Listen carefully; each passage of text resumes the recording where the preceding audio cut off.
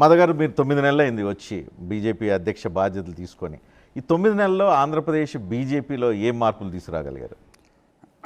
భారతీయ Janata party ఆంధ్రప్రదేశ్కి ఒక మార్కెట్తే తీసుకురాగలం. ఆంధ్రప్రదేశ్లో బీజేపీ కూడా ప్రభావవంతంగా పనిచేయగలదనే అంశాన్ని కూడా ప్రజల్లోకి తీసుకెళ్లే ప్రయత్నం చేశాం. మాధవ్ అనే పేరు వినిపించగానే ఆంధ్రప్రదేశ్ బీజేపీ అధ్యక్షుడిగా ఎంపిక చేశారు అంటే ఒక్కసారిగా అందరూ షాక్ అయ్యారు.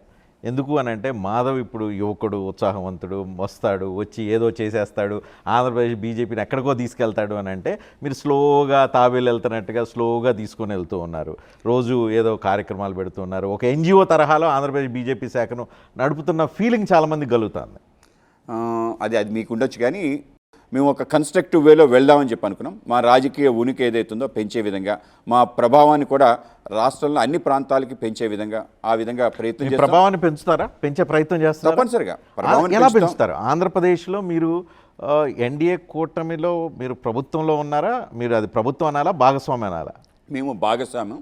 మాకు ప్రభుత్వం మీది కాదు, భాగస్వాములు. మా పరిమితి కూడా మాకు తెలుసు. పూర్తిగా దానిపైన అవగాహన కలిగే మేము పార్టీ పనిచేస్తాం. సో అంటే ఆంధ్రప్రదేశ్లో ఎన్డీఏ ప్రభుత్వంగా దాన్ని చెప్పాలా, లేకపోతే తెలుగుదేశం ప్రభుత్వంలో బీజేపీ ఓ పార్ట్గా ఉందని చెప్పి అనుకో? అది ఎన్డీఏ ప్రభుత్వంగా చెప్పొచ్చు. అయితే తెలుగుదేశం దాంట్లో భారతీయ జనతా పార్టీ భాగస్వామి. సో ఆ ప్రభుత్వం తీసుకునే నిర్ణయాల్లో కేవలం మీకు సూచనలు ఉంటాయి తప్పితే మీ ఆ ప్రభావంలో, అంటే ఆ నిర్ణయాల ప్రభావంలో భారతీయ జనతా పార్టీకి అక్కడ రోల్ ఉండదంటారు? తప్పనిసరిగా ఉంటుంది. కొన్ని ఇష్యూస్ ఏవైతే వస్తే వాటిని మేము కూడా సకారాత్మకంగా వాళ్ళకి హెల్ప్ చేసి ఆ విధంగా ముందుకు తీసుకెళ్తున్నాం. ఆ నిర్ణయాలు అయితే ఆ పార్టీ పరంగా వాళ్ళు తీసుకుంటారు. పార్టీ అంటే ప్రభుత్వం పరంగా నిర్ణయాలు తీసుకుంటారు, ఆ విధంగా వెళ్తారు. అయితే సంస్థాగత ఏదైనా రాష్ట్రానికి సంబంధించి ఏదైనా పెద్ద నిర్ణయం తీసుకున్నప్పుడు తప్పనిసరిగా కూర్చొని మాట్లాడటం, ఎక్కడైనా ఏదైనా విభేదాలు వస్తే వాటి గురించి కూడా మాట్లాడుకోవటం, ఆ విధంగా వెళ్తుంది. ఆ విధంగా చంద్రబాబు నాయుడు గారి యొక్క ప్రభుత్వం, ఆయన సంబంధించిన అనేక రకాల ఇష్యూస్, ఆలోచనలు ఆ విధంగా ముందుకు తీసుకెళ్లే ప్రయత్నం ఆయన చేస్తారు. తప్పనిసరిగా మా యొక్క భాగస్వామ్యం మేము ఎంత మేరకు ఎలాగా వాళ్ళకి సహకరించాలో ఆ విధంగా సహకరించి ముందుకెళ్తాం. అంటే దీంట్లో ఇన్వాల్వ్మెంట్ నాకు అర్థం కాల. భాగస్వామ్యం అంటే ఏంటి, ఎన్డీఏ ప్రభుత్వం అంటే రెండింటికి డిఫరెన్స్ కొంచెం ఎక్స్ప్లెయిన్ చేయండి. ఒక ఎజెండాతో తెలుగుదేశం, జనసేన కలిసి ముందుకు రావడం జరిగింది. తర్వాత భారతీయ జనతా పార్టీ కలవటం జరిగింది. ఆ విధంగా ఏదైతే టచ్ మీ నాట్ లాగా ఉంటున్నట్టున్నారు. టచ్ మీ నాట్ లాగా ఇంతకుముందు మీరు మాట్లాడేది టచ్ మీ నాట్ లాగా అనిపిస్తుంది. అలాగే అంటే ఉన్నావా లేదా, ఉన్నామంటే ఉన్నాం అనుకుంటే లేదంటే లేదనుకుంటే అనే టైప్లో ఉంది. మీరు గమనిస్తే అన్ని కలిసి కార్యక్రమాలు పాల్గొనడం అంటే నాకైతే మీ ఇన్వాల్వ్మెంట్ బాగా కనిపిస్తుంది. మీరు ఇన్వాల్వ్ పూర్తిగా అయిపోయినట్టే కనిపిస్తుంది, కానీ మీరు భాగస్వామి అనేది కొంచెం దూరంగా పెడుతున్నట్టుగా మీరు మాటలు బట్టి నాకు అర్థం అవుతుంది. లేదు, అంటే ప్రభుత్వంలో మనం ఉండే ప్రతి నిర్ణయంలో మేము భాగస్వామి కాలేం.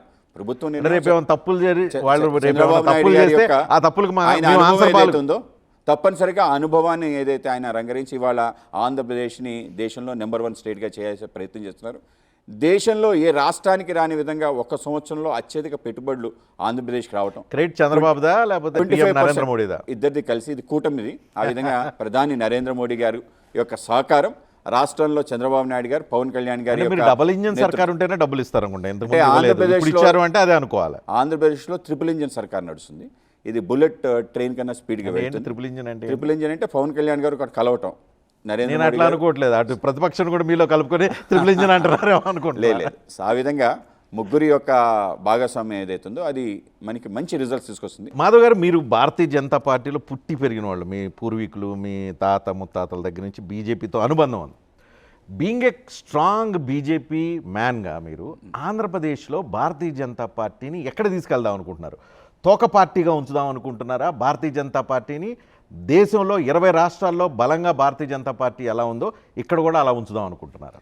ఆంధ్రప్రదేశ్లో భారతీయ జనతా పార్టీ బలమైన పార్టీగా చేయాలని చెప్పి మిగతా పార్టీలు కూడా ఆ విధమైన గౌరవాన్ని భారతీయ జనతా పార్టీకి ఇచ్చే విధంగా 175 నియోజకవర్గాల్లో భారతీయ జనతా పార్టీకి ఆ విధమైన గౌరవాన్ని తీసుకొచ్చే ప్రయత్నం తప్పనిసరిగా చేస్తాం. ఇవాళ భాగస్వాములు ఉన్నాం కాబట్టి ఆ విధంగా ఆ భాగస్వామ్యాన్ని గౌరవిస్తూ ఆ భాగస్వామ్యంలో మా యొక్క స్థాయి ఏదైతే ఉందో స్థాయి పెంచుకునే విధంగా అన్ని అసెంబ్లీల్లో కూడా భారతీయ జనతా పార్టీ కార్యకర్త కానీ నాయకత్వాన్ని కానీ సమ ప్రాధాన్యత వచ్చే విధంగా తప్పనిసరిగా ప్రయత్నం చేస్తాం. ఆ విధంగా భాగస్వామ్యంగా ఉన్నప్పుడు ఏ మేరకు మనం పనిచేయాలో ఆ మేరకు చేస్తూ పార్టీ సంబంధించిన ఉనికి అన్ని గ్రామాలకి తీసుకెళ్లే విధంగా, అన్ని గ్రామాల్లో రేపు స్థానిక సంస్థల ఎన్నికల్లో పోటీ చేసే విధంగా తప్పనిసరిగా ముందుకెళ్లాలనుకుంటాం. ఆ విధంగానే ఒక బలమైన పార్టీగా ఆంధ్రప్రదేశ్లో చేయాలనుకుంటాం. ఒకవేళ మీరు బలంగా ఎదుగుదాం అనుకుంటే మీరు భాగస్వాములుగా ఉన్న మిగతా ఇద్దరు యాక్సెప్ట్ చేస్తారా? అంటే మా ఆలోచన ప్లస్ మాట్లాడటం కూడా ఓపెన్గా మాట్లాడుకున్నాం. ఏ పార్టీకి ఆ పార్టీ వాళ్ళు బలాన్ని పెంచుకోవాలి. ఇవాళ సభ్యత్వానికి సంబంధించి మేము పెద్ద ఎత్తున రాష్ట్రం చేసాం, తర్వాత జనసేన సభ్యత్వం చేసింది, తర్వాత తెలుగుదేశం పార్టీ సభ్యత్వం చేసింది. ఈ యొక్క సభ్యత్వాలు దాని తర్వాత పార్టీ యొక్క సంస్థాగత నిర్మాణం ఎక్కడా తక్కువ చేసుకోవాల్సిన అవసరం లేదు. అక్కడ తెలుగుదేశం బలంగా ఉంది కాబట్టి భారతీయ జనతా పార్టీ అక్కడ కమిటీ వేయకూడదని లేదు. సో ఆ విధంగా అన్ని చోట్ల కమిటీ ఆల్రెడీ బీజేపీ సంగతి నాకు తెలియదు కానీ జనసేన టీడీపీ మధ్య క్లాష్ వస్తూ ఉంది. కొన్ని చోట్ల మాకు సరైన గుర్తింపు దొరకట్లేదు, సరైన ప్రాతినిధ్యం దొరకట్లేదు. జనసేన ఎమ్మెల్యేలు ఉన్న దగ్గర టీడీపీ ఎమ్మెల్యేలు అందరూ అన్ని రకాల గౌరవాలు, అన్ని రకాల పరిస్థితులను దక్కించుకుంటున్నారు. అదే టీడీపీ ఎమ్మెల్యేలు ఉన్న దగ్గర జనసేనకి సరైన స్థానం కానీ గౌరవం కానీ దక్కట్లేదని జనసేన నిన్న జనసేన ఎల్పీ మీటింగ్లో స్వయంగా పవన్ కళ్యాణ్కి చెప్పారు. సో ఇప్పుడు మీరు మళ్ళీ భారతీయ జనతా పార్టీ ఆంధ్రప్రదేశ్లో 175 నియోజకవర్గాలు విస్తరిద్దాం అనుకుంటే టీడీపీ, జనసేన, బీజేపీ మధ్య క్లాష్ వచ్చే అవకాశం లేదా? అవుట్ ఆఫ్ ఇంట్రెస్ట్ అడుగుతున్నాను. డెఫినెట్గా కొన్ని చోట్ల వస్తుంది. ఇది అత్యంత సహజంగా వచ్చే ప్రక్రియ.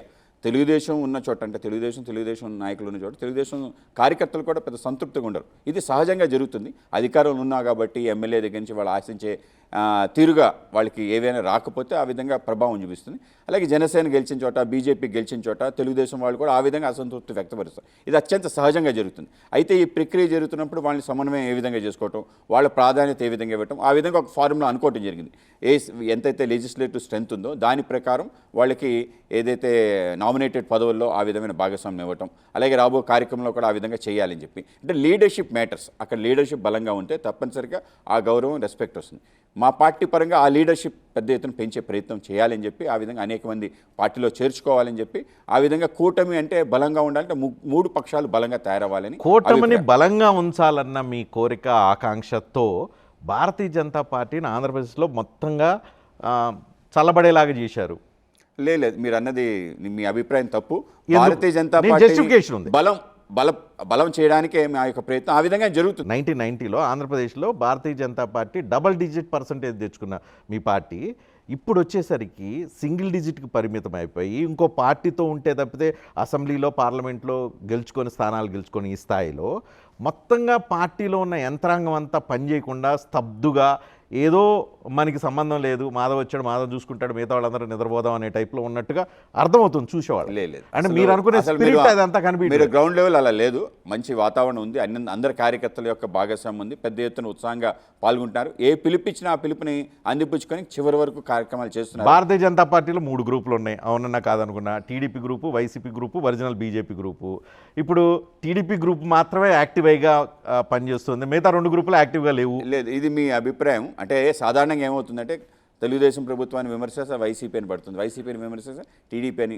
ఆ విధమైన భారతీయ జనతా పార్టీలో వైసీపీ నాయకులుగా ఇచ్చిన కళ తప్ప నిజం కాదు. మా పార్టీలో అందరూ కూడా పార్టీయే పరమావధిగా పనిచేయాలని చెప్పి మేము కోరుకుంటున్నాం. ఆ విధంగా చేసేవాళ్ళు ఉన్నారు. కొంతమంది కనిపించచ్చు, ఎఫిలియేషన్స్ చిన్న వ్యక్తిగతం ఉండొచ్చు, కానీ ఓవరాల్గా పార్టీ వచ్చేసరికి, బీజేపీ వచ్చేసరికి అందరూ కూడా ఆ విధంగా సక్రియంగా పాల్గొంటారు. మా యొక్క టాప్ లీడర్షిప్ అందరూ కూడా మీకు అనిపించవచ్చు బయటకు చూస్తే, కానీ ఇంటర్నల్గా పార్టీకి ఆ విధంగానే క్రియాశీలకంగా పనిచేస్తున్నారు.